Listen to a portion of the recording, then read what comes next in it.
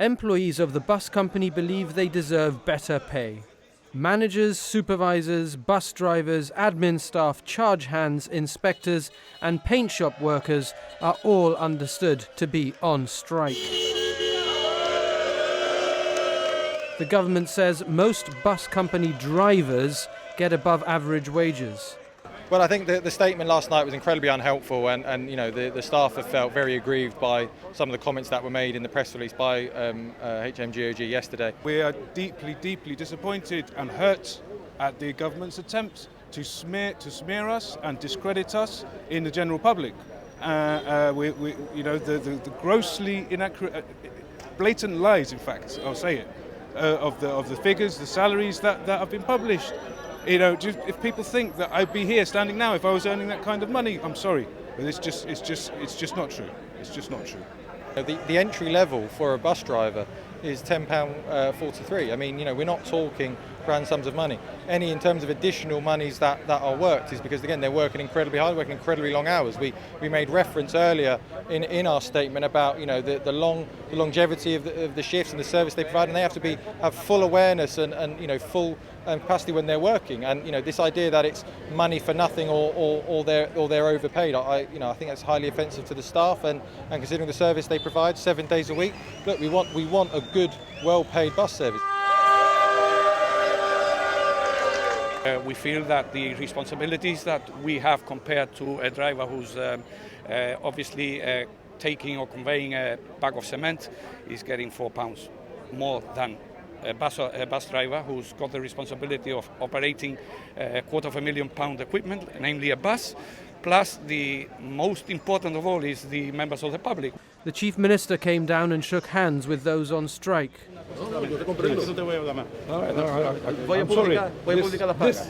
need to publicise it. No. We will publish the salaries of... This is what we get when we go on annual leave. With Fabian Picardo scheduled to do a direct democracy programme, the conversation continued in the Radio Gibraltar studio. The men of the bus company that I have met with Unite tell me that they want to continue working the overtime. I've proposed solutions which mean that they will work less overtime, but they tell me that they want to continue working the overtime. And I've got the payroll of the bus company here for the last 6 months, and we will publish the amount that each driver, anonymized of course, has earned in the past 6 months and how much they earned last year, so that people can see the reality. They work those hours, there is overtime, there is very well remunerated, there are allowances, and that leads to the take-home pay that we're talking about. Is that like just a ridiculous amount of overtime? Well, it potentially could be, and again, it's not because of, you know, they're being greedy on overtime. Far from it. They are working long hours. If I work every day of the month, 12 hours a day, there you have it. What's your average number of hours that you work in a week? Minimum 60. Minimum 60 hours. Minimum. Maximum 100. 100 hours. One driver does the work of 3 drivers, in effect.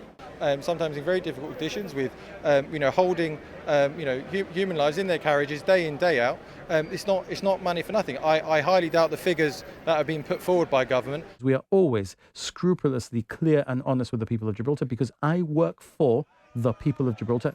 The Chief Minister says the government will not negotiate while the workers are on strike. Unite says the government should make an offer for them to consider and then they'll stop the strike. Now, there's been no elevation here. There's been no question of them not wearing a uniform but going to work. There's been none of that which you see in the usual way. And I think that there are members of Unite here who are fantastic people who provide a great service, who are a real backbone of our community in transport, who are being very negatively influenced by a few small number of individuals who are wanting to push their own agenda in a very aggressive style, which is anti-democratic. It's trying to blackmail the government into giving them an answer very quickly, and that's just not going to happen. So when will the wheels on the bus go round and round again? Both sides say they want to resume service as soon as possible. We don't want this. We deeply do not want this.